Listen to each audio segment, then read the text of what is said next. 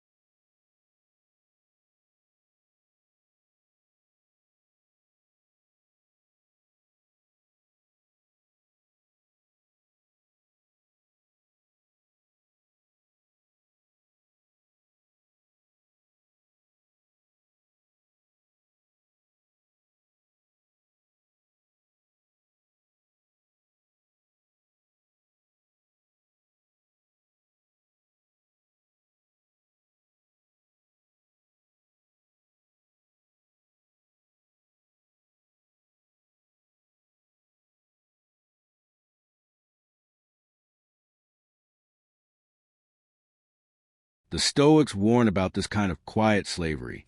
Seneca wrote, "To be everywhere is to be nowhere."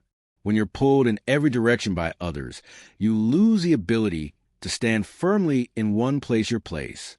You lose yourself. The Stoic path is the opposite. It's about standing so firmly in your values that nothing can drag you away from them without your consent. Now, you might be wondering, does this mean you should never listen to anyone else? Does it mean rejecting advice, ignoring feedback, and living in total isolation? No. Stoicism isn't about arrogance or stubbornness. It's about choice.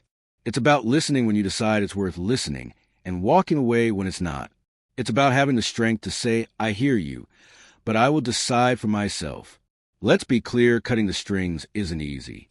At first, it will feel uncomfortable. People might be disappointed in you. They might stop calling. They might criticize you. But this is the price of freedom, and the reward is far greater than the cost. Because when you start making decisions based on your own values, you begin to live with a rare kind of peace. A peace that comes from knowing that no matter what happens, you're living truthfully. Marcus Aurelius reminded himself daily that his life was short and that the opinions of others would fade like smoke. He wrote in his journal not to live as if he had 1,000 years, but to act now today in alignment with his own principles. That's the same challenge I put before you, to act now. Not tomorrow, not when you feel ready, not when the people around you finally approve, but now, because no one will hand you your freedom. You have to take it. Imagine 2 lives.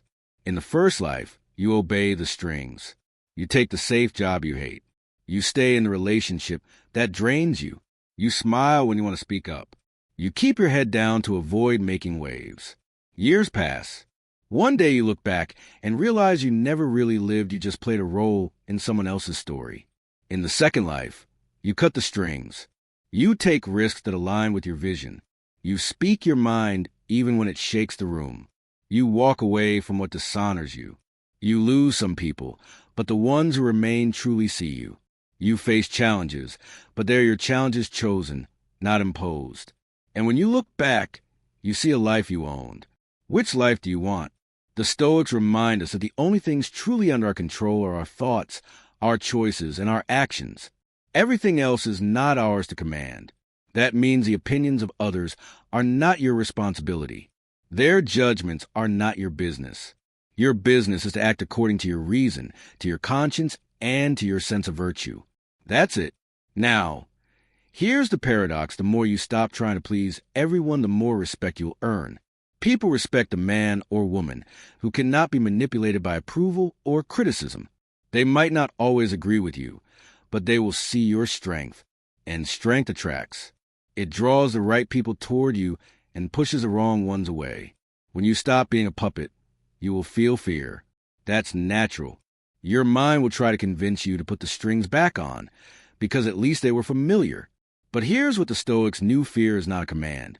It's a signal that you're stepping into the unknown, into the territory where growth lives.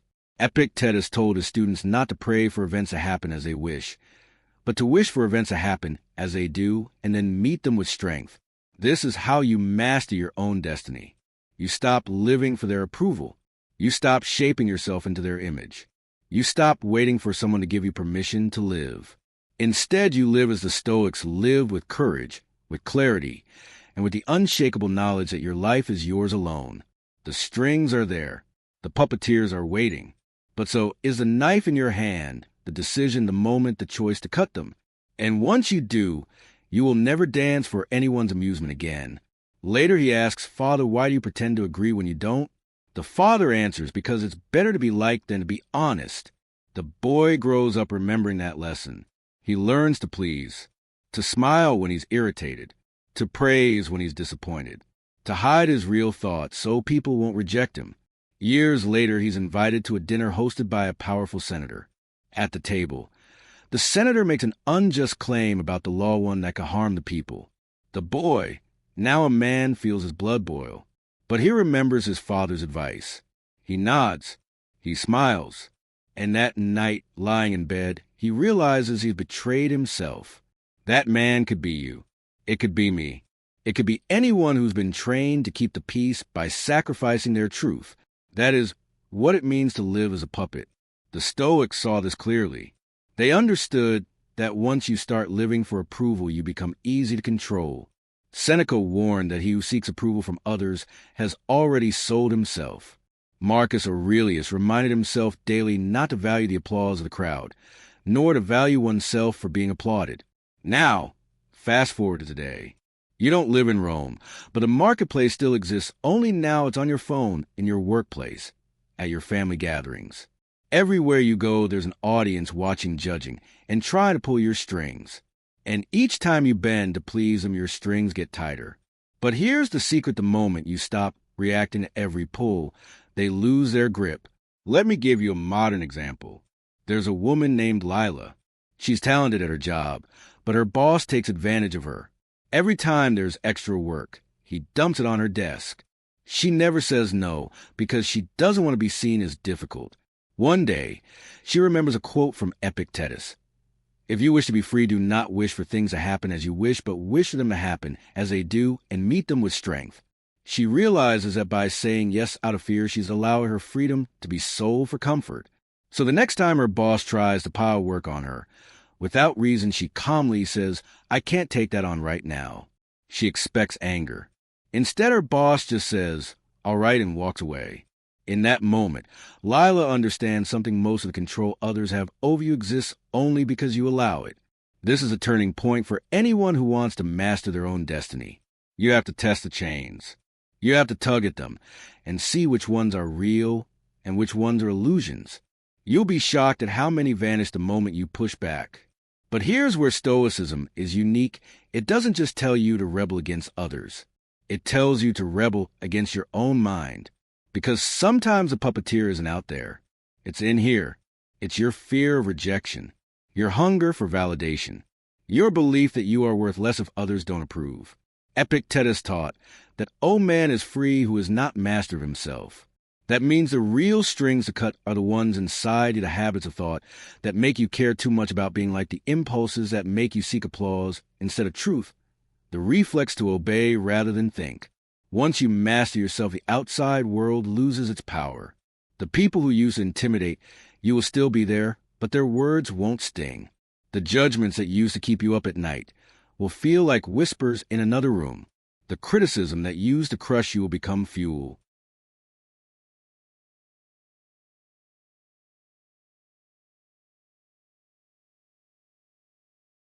Because you'll know that no one can pull your strings without your consent.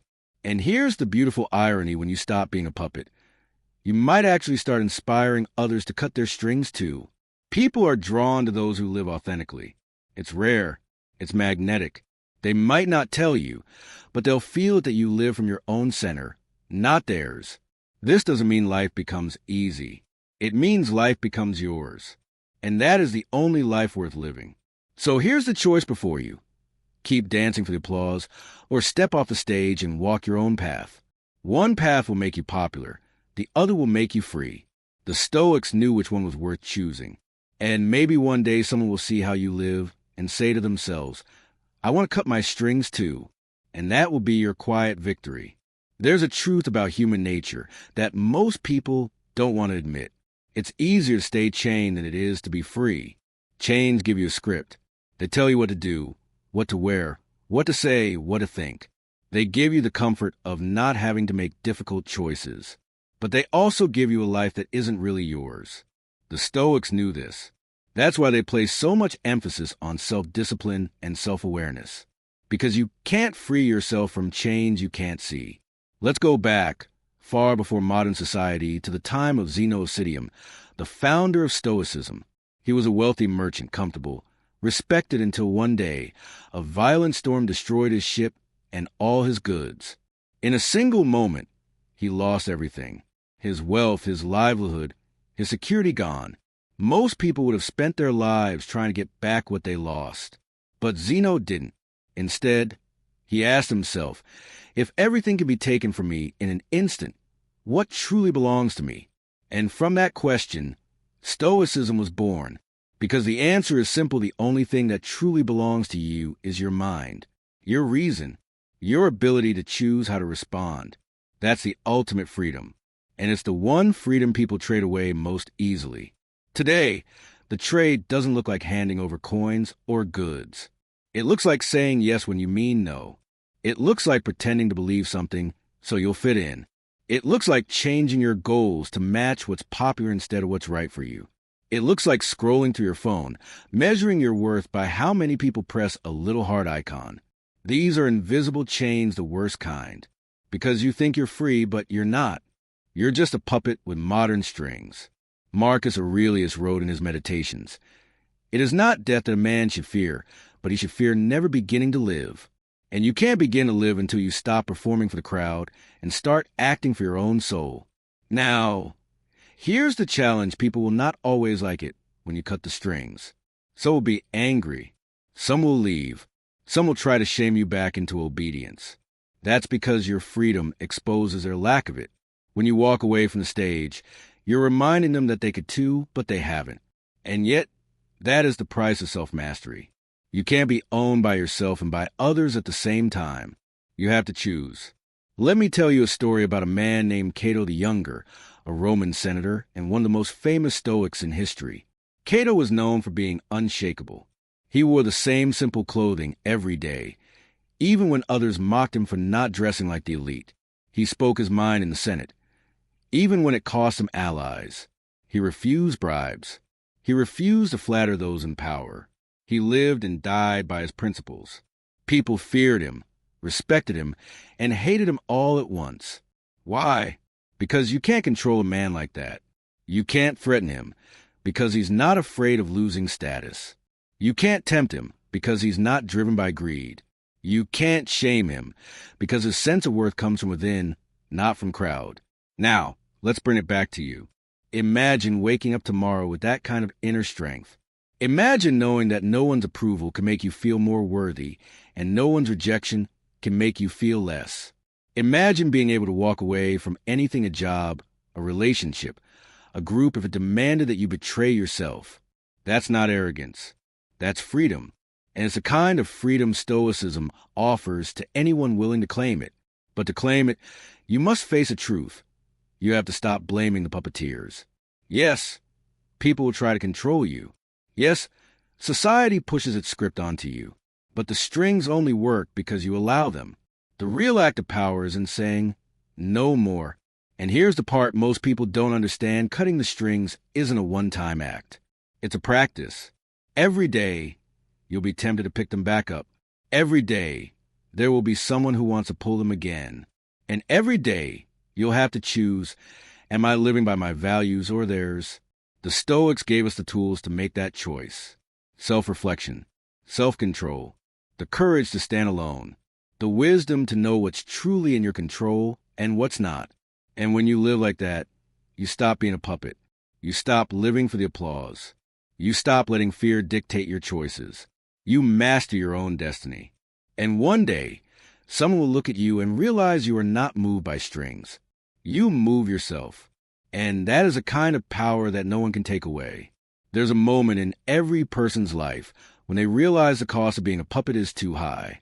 It might come suddenly, a breakup where you realize you were bending over backwards just to be loved, only to be discarded anyway. It might come slowly, a job where you smiled through disrespect for years, and now the thought of walking through that door makes you feel hollow. Or maybe it happens quietly one day.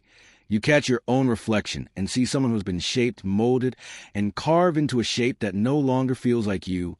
That moment is painful, but it's also the most important moment of your life. Because in that moment, you are ready. Ready to pull your hands away from the strings. Ready to stand shaky but free. Ready to take back the only thing that has ever truly been yours, your will. The Stoics understood that no one can take your freedom without your consent. Even if they control your body, they cannot control your mind unless you let them. That's why Epictetus, born a slave, was one of the freest men who ever lived.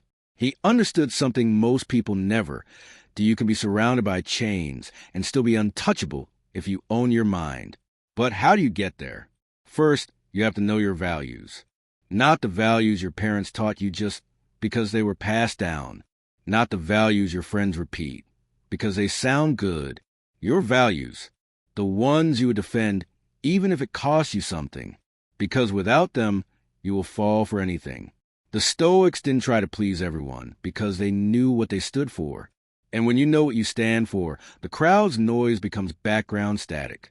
Second, you must practice the art of saying no without guilt. Every time you say yes when you mean no, you're quietly telling yourself that your needs matter less than someone else's comfort. That is a lie. And it's a lie that will drain you until you feel like a ghost in your own life. A Stoic knows that a simple, calm no is not selfish, it's necessary. Third, you must accept that not everyone will like the real you. This is perhaps the hardest truth to swallow.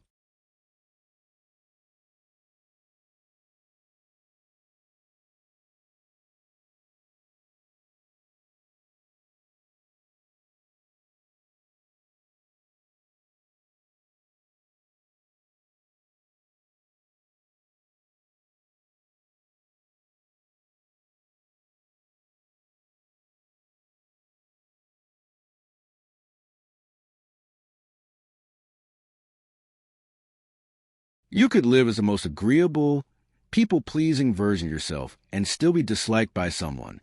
So why not be disliked for being authentic? Marcus Aurelius reminded himself often that the opinions of others fade quickly, but the cost of betraying yourself lasts forever.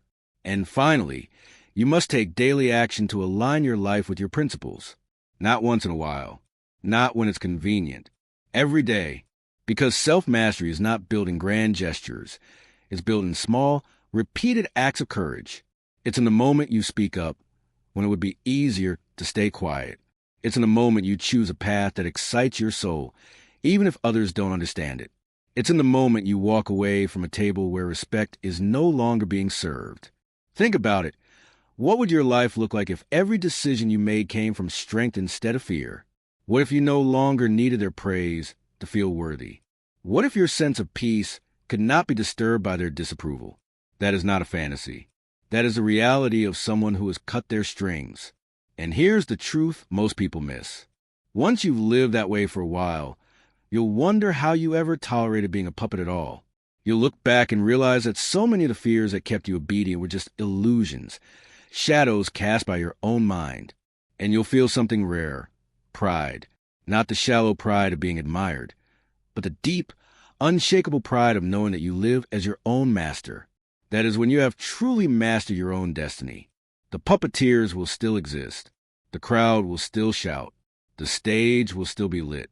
But you'll be gone, walking your own road, writing your own story, living by your own compass. And the only strings left will be the ones you choose to weave into the fabric of your life, not the ones tied to your hands and feet. So the choice is before you now, not tomorrow. Not someday. Now, will you keep dancing for their applause? Or will you cut the strings, step off the stage, and finally be free? In the end, emotional strength isn't built in comfort. It's forged in the quiet moments when no one is watching, in the difficult choices you make when you could have taken the easy way out, and in the way you hold yourself steady when life shakes you to your core. The Stoic understood that true power is not about controlling others, but about mastering yourself. Your thoughts, your actions, and your reactions. You can't control how others treat you, but you can control how you choose to respond. And when you do that, nothing and no one can truly take away your peace. So walk forward with your head high, not because life is easy, but because you've chosen to be stronger than the storms you face. Remember, discipline over desire, reason over impulse, and virtue over vanity. The world will always test you, but with a Stoic mind, you will never be broken. The truth is, Stoicism doesn't promise you a life free from challenges. It gives you the inner armor to face them without crumbling. It teaches you that real control lies not in shaping the external world to your liking, but in shaping your mind so that it can remain steady regardless of what the world throws at you. Every day, life will test you. People will disappoint you. Plans will fall apart. Emotions will try to drag you into the storm. But as a Stoic, you rise above it, not by being cold, but by being clear. You stop expecting the world to bend for you, and instead, you master the art of bending with the world without breaking. The more you practice, the more you'll notice. You speak less, but your words carry weight. You react less, but your presence is felt more.